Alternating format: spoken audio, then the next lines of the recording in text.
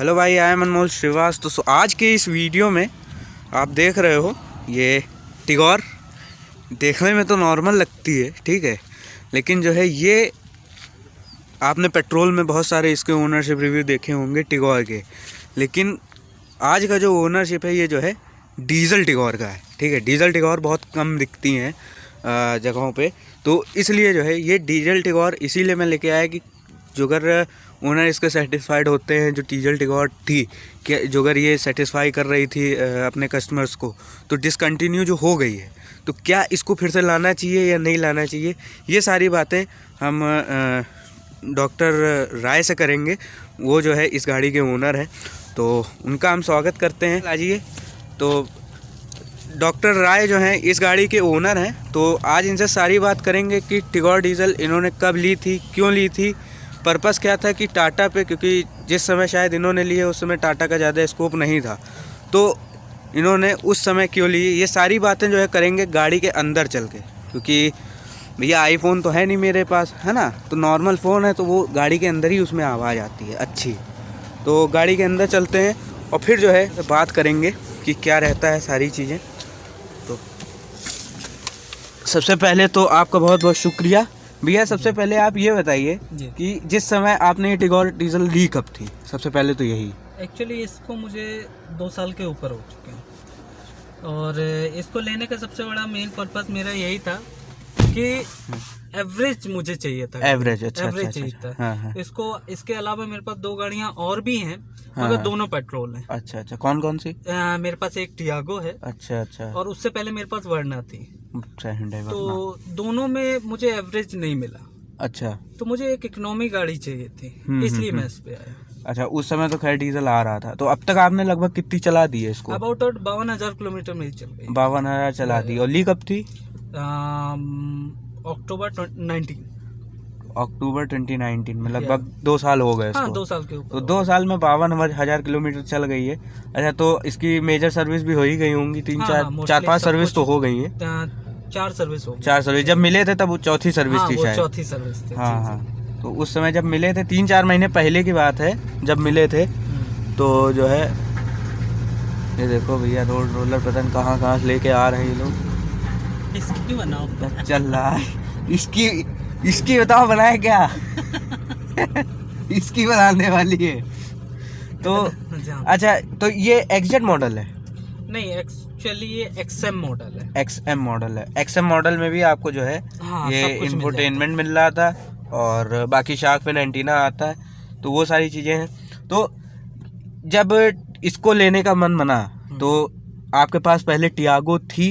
अभी भी टियागो है। नहीं, मतलब टियागो आपके पास? मैं 2 साल उस समय जब लिया था तब टियागो थी आपके पास? हाँ। अब भी है? अभी भी। तो जब दूसरी गाड़ी लेने का प्लान बना, तो डीजल में उस समय मारुति भी आती थी, तो मारुति का क्यों नहीं गया?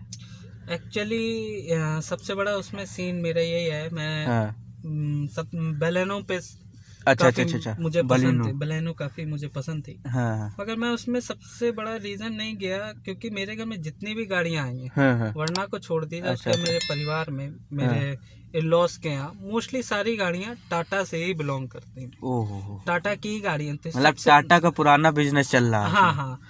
और इसका सबसे बड़ा रीजन ये भी है कि सेफ्टी सबसे बिल्ड क्वालिटी। हाँ। अबाउट और मेरे तो 2-3 बार ऐसे एक्सीडेंट हुए, मैं 70-80 की स्पीड पे होता था। हाँ।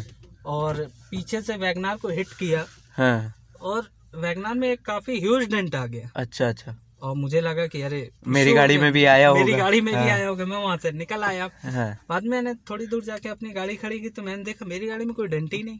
अरे टियागो थी उस समय मेरे पास। अच्छा। तो बिल्ड क्वालिटी मुझे तो नहीं समझ में आता कि इससे पहले इयोन थी मेरे घर में। हाँ।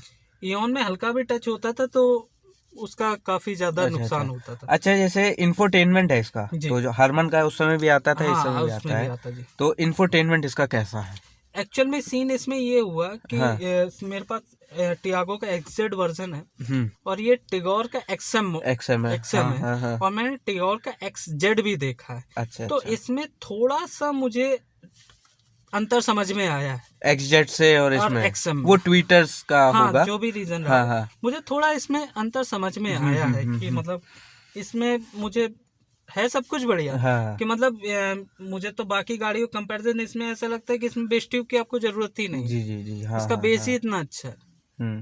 तो उस समय जब हम मिले थे तो हमारे पास एल्ट्रॉस थी। अच्छा अच्छा। हम हाँ उसकी हाँ, मैंने सर्विस देखा कराने था। आए जी थे। जी जी। तो जो है उसका म्यूजिक सिस्टम भी खैर एल्ट्रॉस में भी अब अच्छा है, अब और अच्छा कर दिया है, क्योंकि टॉप मॉडल में उसमें 4 स्पीकर, 4 ट्विटर, तो वो सारी चीज आती।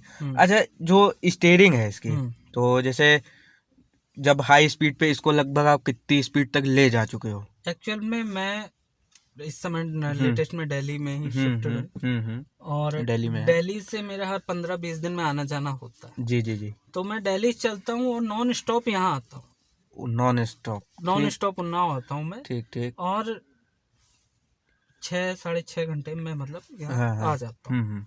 तो इसमें मैंने जैसे ताज एक्सप्रेस वे है और हाँ। आगरा एक्सप्रेस, तो मैंने इसमें 140-145 तक इसको, चलो, एक एवरेज 140 तक आपने हाँ, इसको चलाया। हाँ। तो उस समय जो स्टीयरिंग का फीडबैक कैसा रहता? बिल्कुल सब, हाँ, मतलब एक्चुअल कैसा? में मुझे पहले लगता था कि हाँ। थोड़ा बीच में डिस्टर्ब हुआ, हाँ हाँ। कि वाइब्रेशन आ गया ये वो। अच्छा फिर अच्छा मैंने अच्छा इसको अच्छा। कंपनी एजेंसी लेके आया। मैंने हाँ कहा कि यार इसमें यहाँ पे जो एजेंसी हाँ, है उस पे सर्विस, हाँ सर्विस सेंटर पे, सर्विस सेंटर पे। तो मैंने वहाँ दिखाया। मैंने कहा इसमें वाइब्रेशन आ रहा है 120 के प्लस पे। अच्छा। तो उन्होंने देखा। फिर मैंने इसकी व्हील बैलेंसिंग कराई। मेरी व्हील हाँ। बैलेंसिंग गड़बड़ थी। अच्छा। उसके बाद देन आफ्टर मैं वापस दिल्ली जब गया, हाँ। तो ये समझ लीजिए कि मैं 140 भी चला रहा था, हाँ।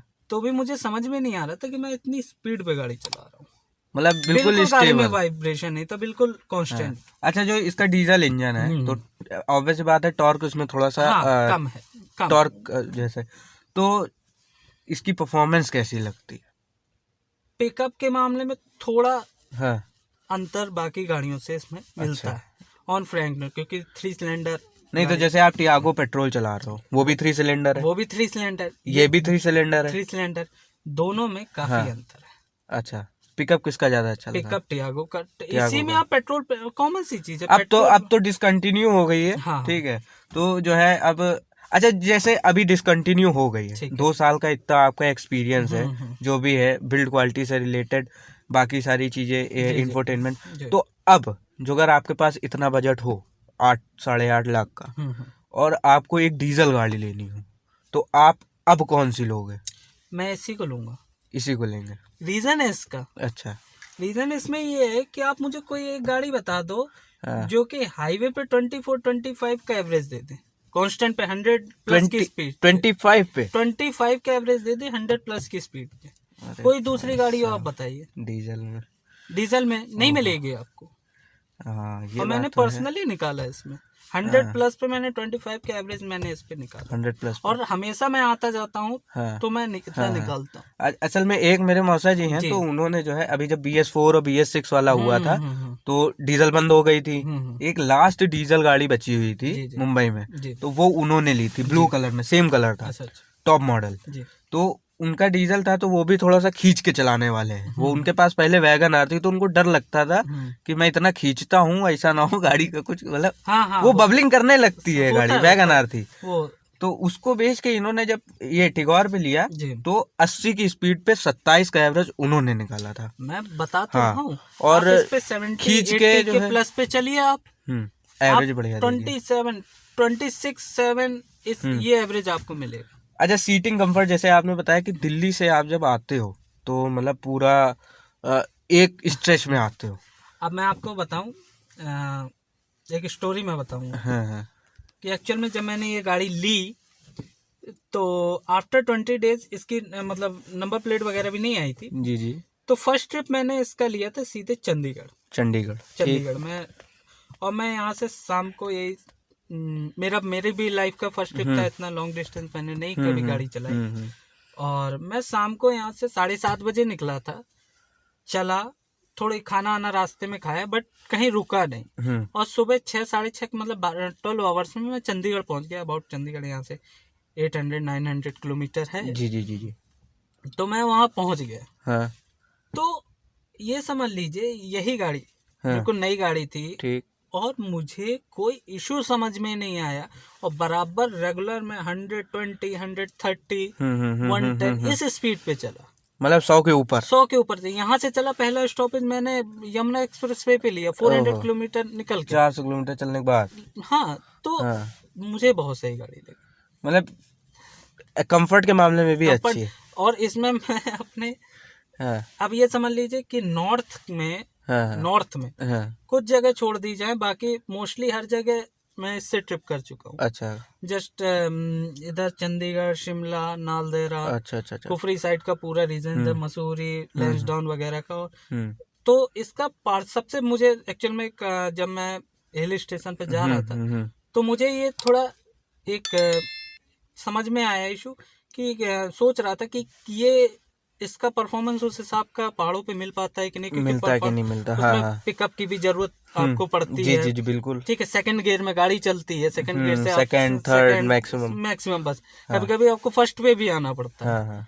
तो मुझे ये था कि इतना खींच पाए ना खींच पाए, क्योंकि इधर आप इधर लैंसडाउन साइड जाएंगे तो इधर बहुत ही रफ रोड है और हाइटेड पे जी। तो मुझे ये था कि इधर हो पाएगा कि नहीं हो पाएगा, मगर मैं इतनी जगह हुआ है, मुझे इसमें मतलब बिल्कुल इशू समझ में नहीं आया। अच्छा। और जबकि पीछे पूरी जो बैक स्पेस है पूरा फुल रहता था। हम 3 लोग थे, मैं, मेरी वाइफ और मेरा इन लॉ, तीनों लोग चलाने वाले, मैं अकेला। और पीछे पूरी गाड़ी बंद भरी रहती थी, क्योंकि पूरा सामान हम लोग लेके जाते, ब्लैंकेट्स वगैरह सबको लेके चलते, ठंड का समय। और अभी लेटेस्ट में भी मैं प्लान कर रहा हूँ, मुझे कल यहाँ से निकलना है। अच्छा। ऑन कल निकलना 1/22। तो शायद मैं इधर हिल स्टेशन मसूरी होते हुए निकलूं। अच्छा।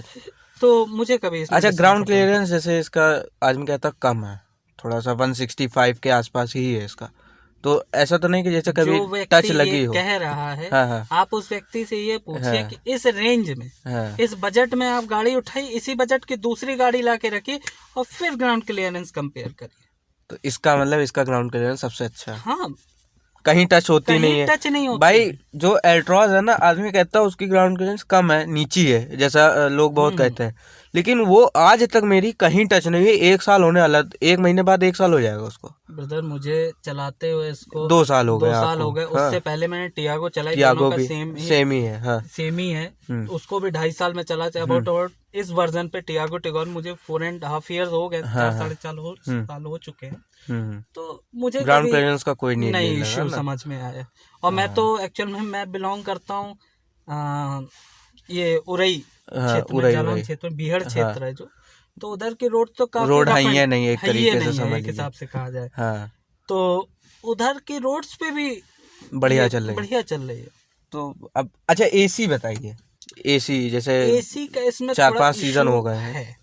अच्छा, डीजल में है, इसमें भी नहीं इशू नहीं। मैं दोनों गाड़ियों की बात करता हूँ, टियागो क्योंकि सबसे बड़ा इसमें कि एसी मुझे इसका उतना परफेक्ट नहीं लगता है जितना आपको फोर्ड वगैरह मिल जाता है एसी। नहीं, फोर्ड का खैर एसी अच्छा है। फोर्ड का जैसे 1.5 टन के लगभग एसी मिलता है। इसमें जो है इतना एसी नहीं मिलेगा।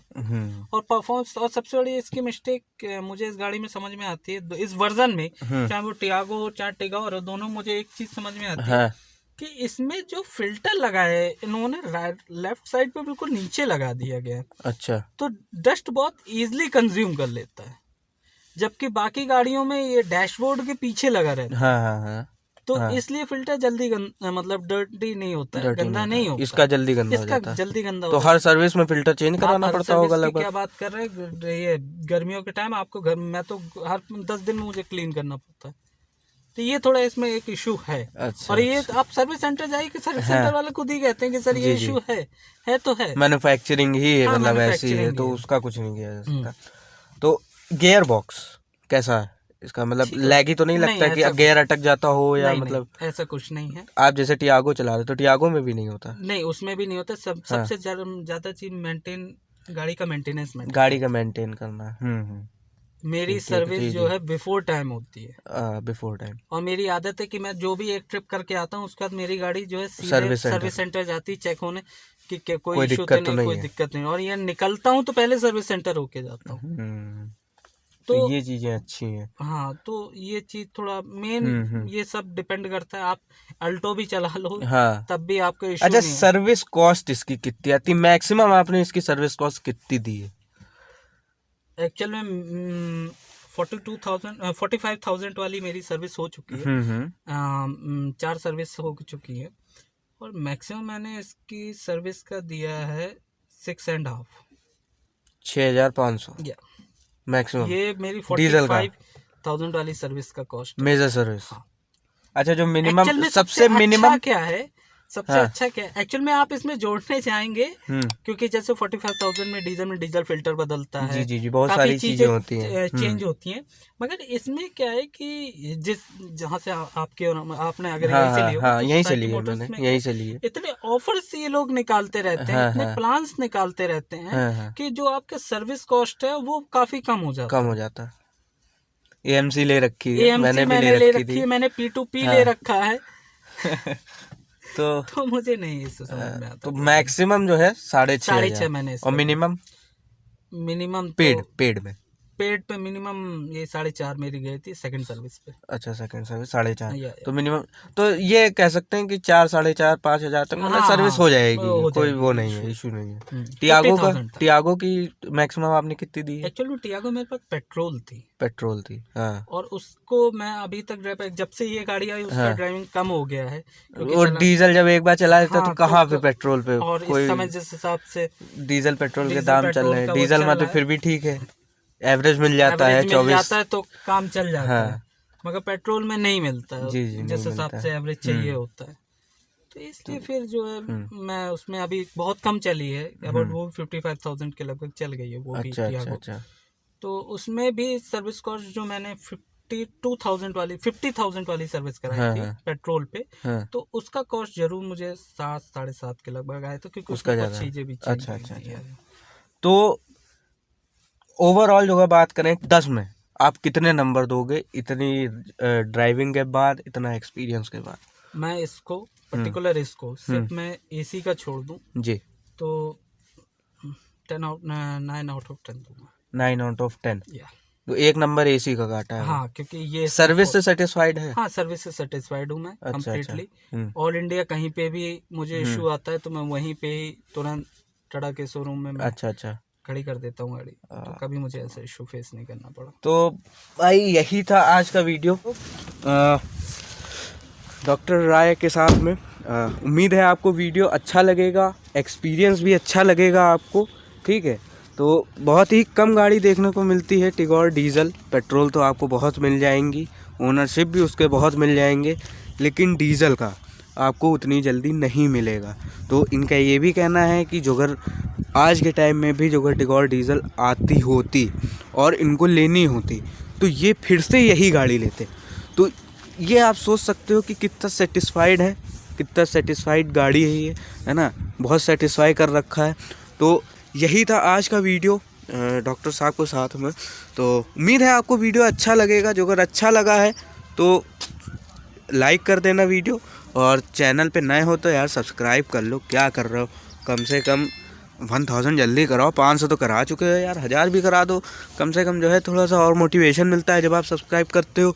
तो यही था आज का वीडियो, उम्मीद है अच्छा लगा होगा। तो till then take care, bye bye and drive safe.